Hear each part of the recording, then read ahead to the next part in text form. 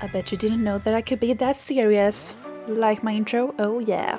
Start off with foundation and eyebrows because I could. Use the eyeshadow primer. In my case I use the Lunacy Cosmetic Lab one. It's amazeballs. Do that on both eyes, so you look pale. And use a very light blue turquoise color in your crease slash upper eyelid part if you have monolids like myself.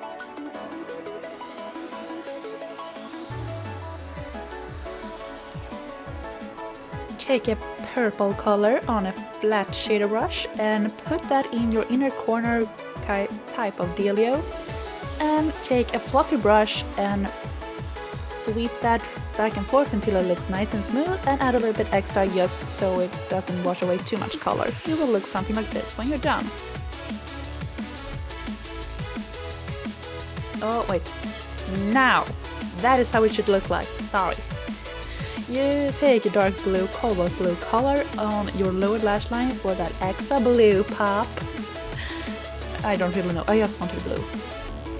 And also taking the same purple in very close to my lower lash line to make it a little bit more smoky looking. As you can see right here. Oh, that smokiness, love it! I use Sugar Pills Magpie Pigment, and yes, I'm out of focus, I know that, but it looks still pretty. Do that on the part of your eyelids that hasn't any product on yet. And to not have any harsh line, we're going to use the same blue from before to melt it all together into the lashes. No, not the lashes, the eyelid, the other eyeshadows. Oh god, I can't talk. Basically, do what I'm showing you to do if you're going to do this. Obviously, no forcing you.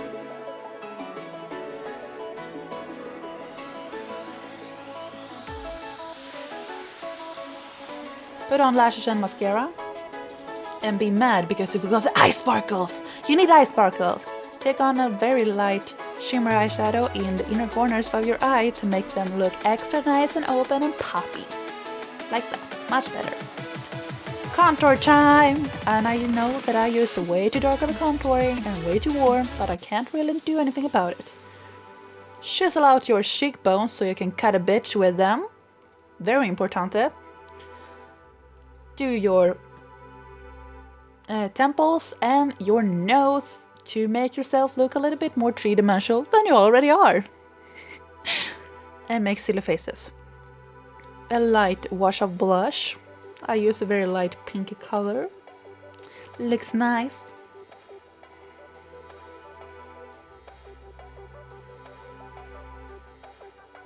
And the highlight.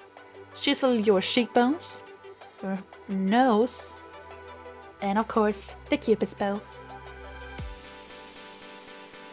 So for doing an anatomically correct heart, I would actually suggest practicing drawing one on a paper first and not trying to do it backwards in the mirror. And for reference, your fist is about the right size of how your heart is, and your heart is on the left side,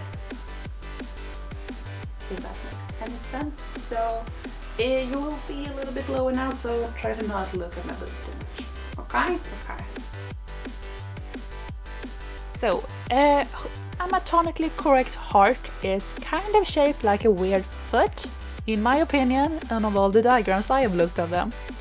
And I use my hand to roughly get the same size of a heart. I think mine is a little bit smaller than what it's supposed to be, but you get the point. Chisel out that with some light product and then outline your outline with a black body paint.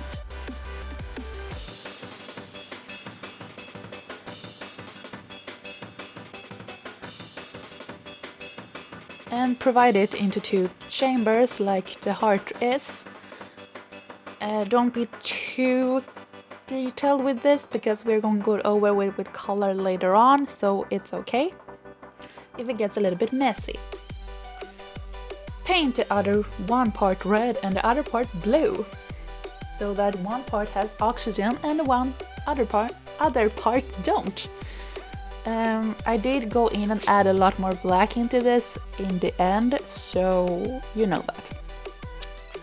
The rest of the heart you're going to paint black, because it's supposed to look like our heart is having an infection and pumps out all the poison, so it needs to look like it's rotting. And in my case, I can only picture a rotting heart as black. For this look at least. I can probably make it pink and sparkly as well if I want to, but for this look, make it black. And after you have do the other parts black, you're going to make the outline a little bit more nicer and tidy up the things and give it a little more detail, such as the clasps in the heart toe area, I guess you can call it. And the sun destroys everything for me, darn. No. Poo you, sun, poo you!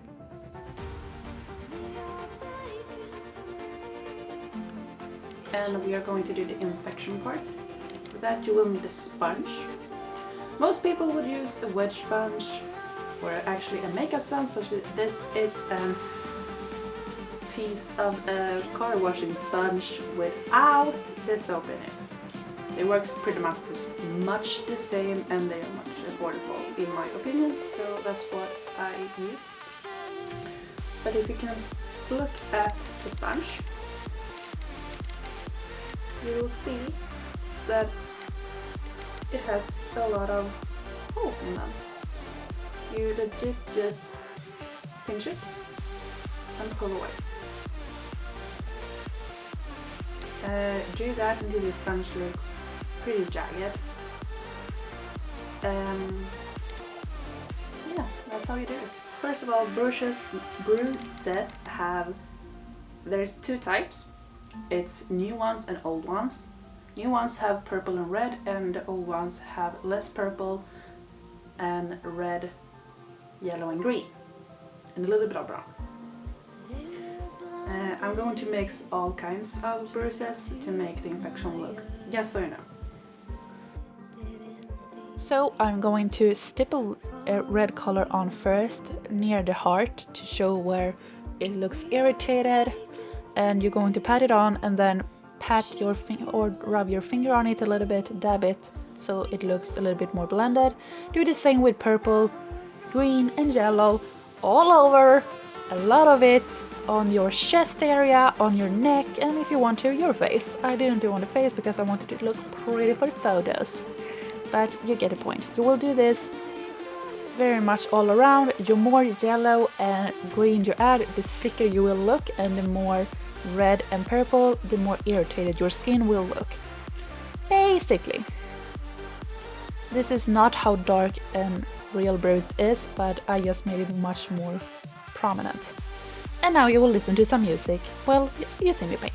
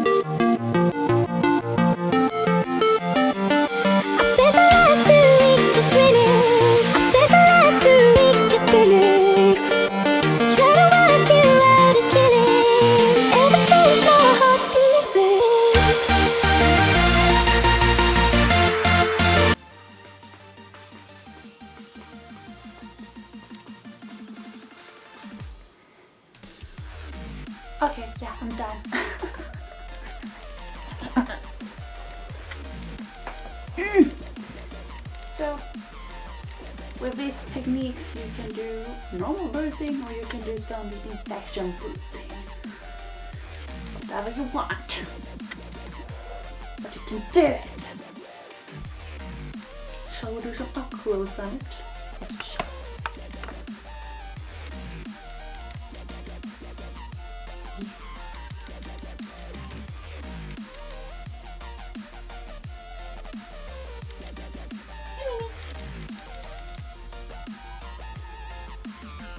You haven't seen her in a while. Ah, my little girl. And yes, we know about this.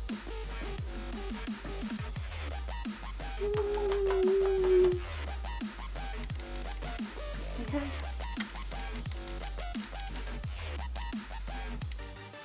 She's pissed. And I'm a zombie infection full of cat hair. A cat hair in my wound.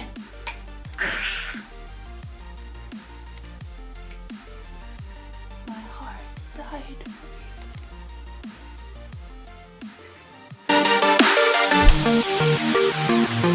you.